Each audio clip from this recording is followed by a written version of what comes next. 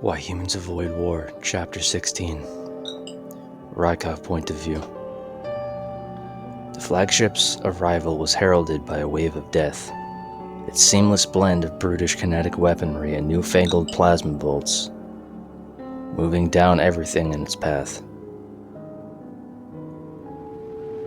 There were no pauses, no reprieves, just an unyielding stream of destruction. Bottled into the narrow streets, the xanax soldiers could be picked off like fish in a barrel. There was something almost beautiful in its execution, in the same way an onlooker could appreciate a surgeon's skill in dissecting a patient. I was trying to forget the green blood drenching my hands and the lifeless alien body lying beside me, long enough to relay coordinates over my headset. Calling down fire so close to my soldier's position was, of course, dangerous.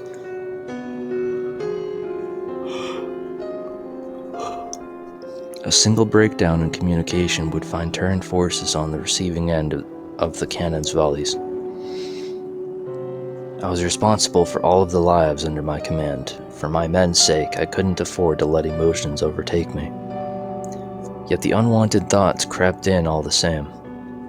General Kylon had his flaws, but he had proved a steadfast ally at the time, when those were in short supply. I liked him, often considering him with the same regard as my own crew. It had been my idea to bring them along, and though I could never have imagined the bloodbath that transpired, I felt responsible for his fate. I couldn't let him die. The safe move was to sit back and wait for the dust to settle, but by then it would be too late.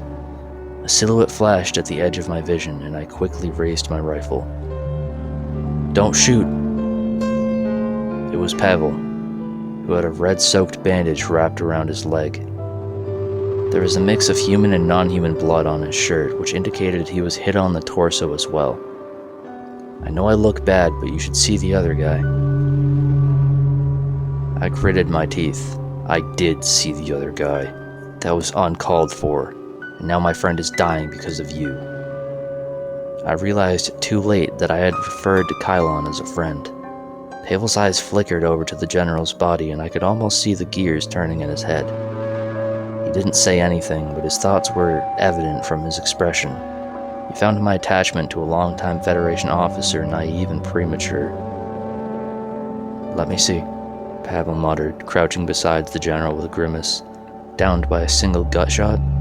I'll try to patch him up." My brother slipped a knapsack off his shoulders, retrieving a portable first aid kit from inside. I turned my attention back to the battlefield to suture the wound. A large group of xanax soldiers were sheltering in the lobby of a luxury hotel down the road. Perhaps they thought taking refuge inside would save them from the flagship's wrath. I ordered a bomb dropped onto the building and watched as moments later it imploded on itself, as easily as a house of cards. There was a grim certainty in my mind that that unit was buried, or rather, crushed by the rubble. With their numbers dwindling, I expected the dozen or so remaining xanax soldiers to surrender to Terran Union at any moment. Sure enough, I saw a cluster of them walking backwards toward our front line, holding their rifles above their heads. The equivalent of a white flag back on Earth. "Hold your fire. Disarm and restrain them, nothing else." I spoke into my headset, shooting a pointed look at Pavel. "I don't want the POWs harmed in any way. Do you understand me?" I thought my brother was too absorbed with the general's injuries to hear, but he nodded in acknowledgement. "We're two sides of the same coin, Mikhail. We do what needs to be done for the greater good, and we keep your hands clean." I sighed. The agency had its uses, not issues. It helped present a unified image of Earth to the galactic community, when in reality, our regional governments still squabbled over every menial policy. It swept diplomatic incidents under the rug. At the time, the Hodal caught a handful of our spies copying sensitive documents. It provided the foundation of our military intelligence, keeping us posted on Federation military capabilities. Not that we were particularly impressed. The Machiavellian attitude, however, left a lot to be desired. "Keep telling yourself that, if it helps you sleep at night," I grumbled. "How's the general?" To my eyes, it wasn't apparent whether the Chitauri was still breathing. The discoloration of his skin had turned him pale as a corpse, and I feared that he might well be dead. "Your friend," Pavel lingered on the word friend, toned sharp with distaste, "has lost a lot of blood. He needs a transfusion and a miracle. I only have human blood here." I frowned. "You're saying he's going to die?" "I'd say it's likely," said Pavel. "You can try to get him to the flagship, pump him full of fluids, put him on life support, but it's a shot in the dark," he replied. I sucked in a deep breath. "Okay, alright, that's something. I'll summon a shuttle." "I thought those were too risky to fly. The Federation could shoot them down." "We just saved their asses. They better not. And anyways, we have to try." "Mikhail, I doubt it will make a difference. They're not built like us. His heart is too weak, that's the problem." "What if we gave him the serum? It improves strength, recovery time, and most importantly, cardiovascular function." "You can't be serious." The serum was the layman's way of referencing genetic nanotechnology, which was used to enhance our soldiers through gene manipulation and regenerative therapy.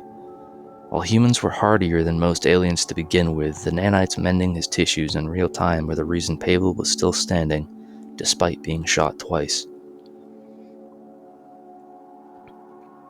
Genetic engineering was a state secret. Since it was prohibited by galactic law. Honestly, the ban existed for sensible reasons. The Federation was concerned about long-term impacts on a species' gene pool. Humanity wasn't exactly a risk-averse species, though, and was happy enough to experiment with the field on the down low. Earth's affairs weren't closely monitored, at least while the Federation had considered it a pacifist planet. "I'm dead serious. It could work," I said. "Think about this logically for a second. He's not human, and it's never been tested on an alien species," Pavel replied. We have no idea how it will affect him. It might even kill him. He's going to die anyways. What have we got to lose? Let's say he lives. You think he won't figure out what we did? Then he'll spill the beans to the Federation and we'll be right back on their shit list. Hell, what happens when he tells them we assassinated Kazel? Kylon's not loyal to the Federation. We can trust him. You think we can afford to take that sort of risk? We'd have to keep him on Earth permanently, to be sure. That won't be necessary. I think I can get him to defect of his own free will. Pavel's eyebrows shot up in surprise.